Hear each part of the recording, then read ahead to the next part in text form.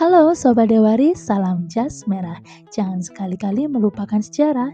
Selamat datang di channel pembelajaran sejarah Dharana Dewari. Di semester ini tampilan channel kita agak sedikit berbeda. Lalu, apa aja ya yang akan kita pelajari pada semester ini? Nah, sebelum itu jangan lupa untuk support channel pembelajaran kami dengan cara subscribe, like, komen, dan share video pembelajaran ini ke semua teman kalian. Dan jangan lupa tetap patuhi protokol kesehatan dan tetap semangat. Halo Sobat Dewari, pada pertemuan pertama di semester genap ini, saya Ripka Ayu Adineng Tias akan mendampingi kalian dalam mempelajari materi peristiwa Perang Dunia Pertama. Kompetensi yang menjadi dasar pembahasan materi ini diambil dari KD 3.6, menganalisis pengaruh Perang Dunia I dan II terhadap kehidupan politik global, LBB dan PBB. Tujuan pembelajaran yang ingin dicapai dalam pembelajaran kali ini antara lain: pertama, peserta didik dapat mengidentifikasi pengaruh Perang Dunia I dan II terhadap tatanan politik dunia.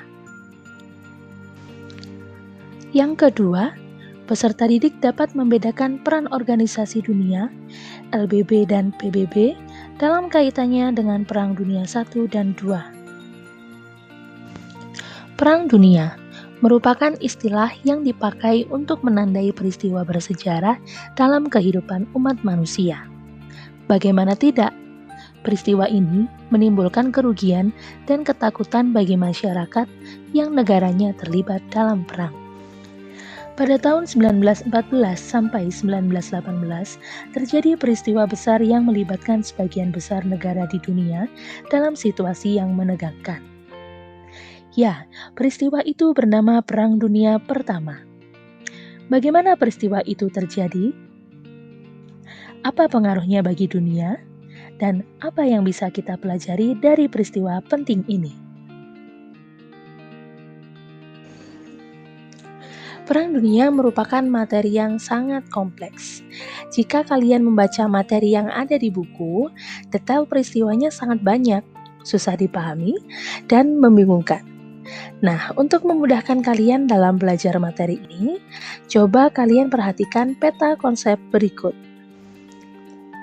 Perang Dunia I adalah puncak dari pergolakan politik di Eropa sebelum tahun 1900. Jadi, kita harus tahu dulu nih, sebelumnya ada peristiwa apa aja yang memicu kondisi tersebut.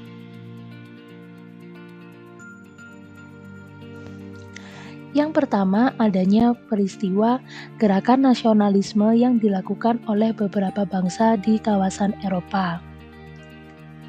Peristiwa yang kedua, adanya perkembangan imperialisme yang dilakukan oleh beberapa bangsa Eropa di wilayah Asia dan sekitarnya.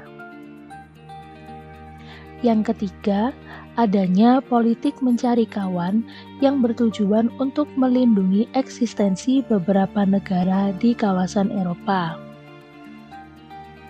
Dan yang terakhir, adanya perlombaan senjata yang menunjukkan keunggulan beberapa negara di Eropa.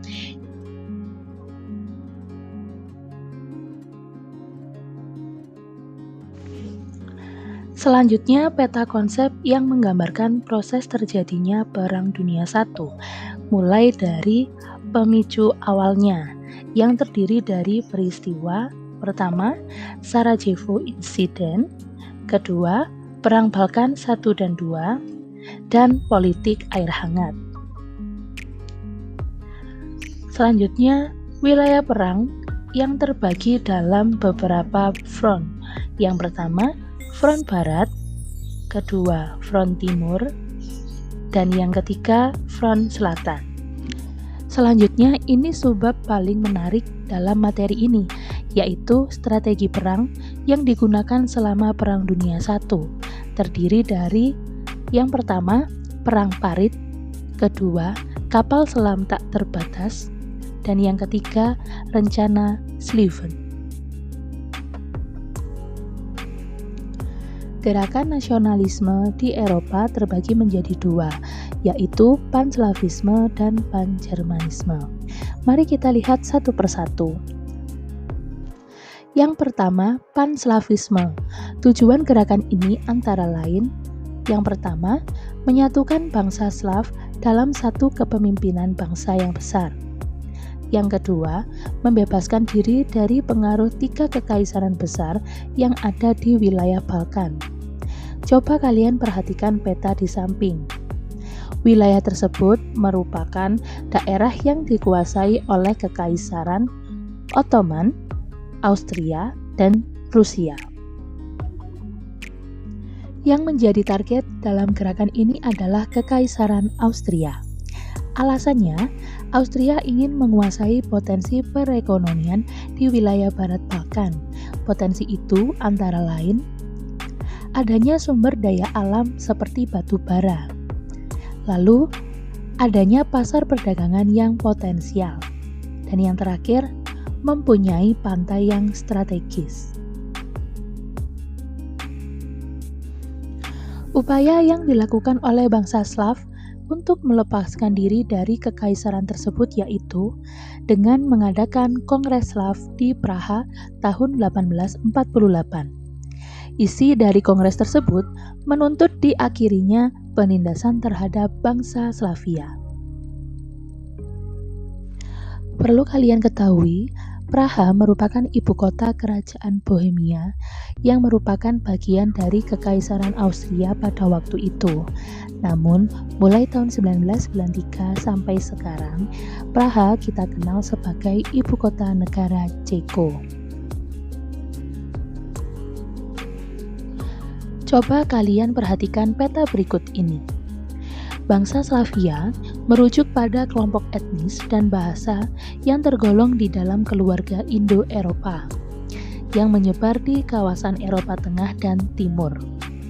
Nah, yang termasuk bangsa Slavia di wilayah Balkan antara lain Slovenia, Kroasia, Bosnia, Serbia, Montenegro, dan Makedonia. Wilayah barat ini awalnya dikuasai oleh Kekaisaran Ottoman. Namun semakin melemahnya pengaruh Ottoman, akhirnya Austria ingin menguasai wilayah yang langsung menghadap Laut Adriatik tersebut. Letaknya yang strategis memudahkan akses perdagangan ke Mediterania, sekitar Laut Tengah, Afrika, dan Timur Tengah. Sehingga dengan potensi yang bagus itu, Austria tidak rela wilayah Balkan ini dikuasai Rusia atau negara lainnya. Dari semua bangsa Slav yang ada di wilayah Balkan, Serbia mempunyai ambisi paling besar untuk melepaskan diri dari pengaruh 3 kekaisaran yang menguasai wilayah Balkan. Hal ini nanti akan diwujudkan oleh Perdana Menteri Serbia bernama Nicholas Spasic tahun 1903 yang dilakukannya antara lain membuat kebijakan gerakan anti-Austria dan mempromosikan gerakan Panslavisme ke daerah sekitarnya. Selanjutnya, kita lihat gerakan nasionalis yang kedua, yaitu gerakan Panjermanisme. Tujuan dari gerakan ini yaitu menyatukan semua negara kecil berbahasa Jerman dalam kepemimpinan satu bangsa.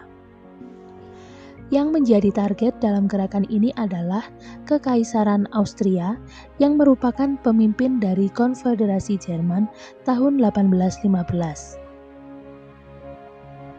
Perlu diketahui bahwa Austria dalam Kongres Vienna tahun 1815 berhasil lebih dahulu menyatukan negara-negara kecil di timur Prusia.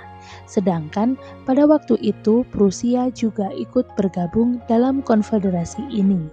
Gerakan Panjermanisme ini didukung dengan alasan bahwa pertama, Prusia ingin mengambil alih dan melenyapkan pengaruh Austria. Kedua, memperebutkan negara Holstein yang berpotensi dalam bidang pertanian dan peternakan yang pada saat itu masih dikuasai oleh Austria. Gerakan Pan-Jermanisme dipelopori oleh Perdana Menteri Prusia bernama Otto von Bismarck. Jika kalian membaca di buku paket atau beberapa sumber materi Perang Dunia, akan ada penyebutan nama Prusia dan Jerman. Kedua nama ini mempunyai arti yang sama, namun berbeda jangka waktunya. Kerajaan Prusia mulai disebut sebagai Kekaisaran Jerman mulai tanggal 18 Januari tahun 1871 setelah penggabungan konfederasi negara-negara di selatan Jerman dan Alsace-Lorraine. Coba kalian perhatikan peta berikut ini. Gambar tersebut merupakan peta pembagian wilayah sesuai dengan hasil Kongres Vienna tahun 1815. Jadi nanti kalian jangan bingung ya, penyebutan nama Prusia setelah tahun 1871 adalah Kekaisaran Jerman atau yang nantinya akan disebut sebagai negara Jerman dalam Perang Dunia I dan II. Karena ambisinya tersebut, Prusia harus berhadapan langsung dengan Kekaisaran Austria dalam Perang tahun 1866 yang disebut dengan Perang 7 Minggu. Hasil dari perang adalah Prusia memperoleh kemenangan dan Austria mengalami kekalahan. Kesimpulan dari dua gerakan nasionalisme yang sudah kita bahas sebelumnya adalah Kekaisaran Austria menjadi target dalam pergolakan politik ekonomi yang melibatkan negara di Eropa Tengah dan Timur, khususnya Serbia dan Kekaisaran Jerman. Lalu, bagaimana respon Austria dalam menghadapi hal tersebut? Ada beberapa hal yang dilakukannya. Yang pertama, Austria membentuk kekuatan gabungan dengan Hongaria tahun 1867 setelah mengalami kekalahan melawan Prusia tahun sebelumnya. Sehingga nama gabungan ini nanti lebih sering disebut dengan Austria-Hungaria. Yang kedua, Austria memasang hambatan-hambatan tarif terhadap ekspor daging yang dikirim dari Serbia menuju Austria-Hungaria. Namun, hambatan ini justru membuat Serbia memiliki kesempatan membuka pasar di Prancis dan Prusia. Menteri Luar Negeri Austria, Baron van Aulus, kemudian mengambil langkah yang lebih agresif untuk mengakhiri mimpi Panslavisme. Ia membangun rel kereta api ke selatan hingga ke Laut Aegea untuk mengisolasi Serbia dari daerah Slavia lainnya dan juga dari Laut Adriatik. Nah, bagaimana materi ini? Menarik bukan? Selanjutnya, mari kita tonton di video yang kedua. So, jangan lupa untuk subscribe channel ini, like videonya, komen, dan share ke semua teman kalian. Terima kasih sudah menonton. Sampai ketemu di video yang selanjutnya. Bye-bye.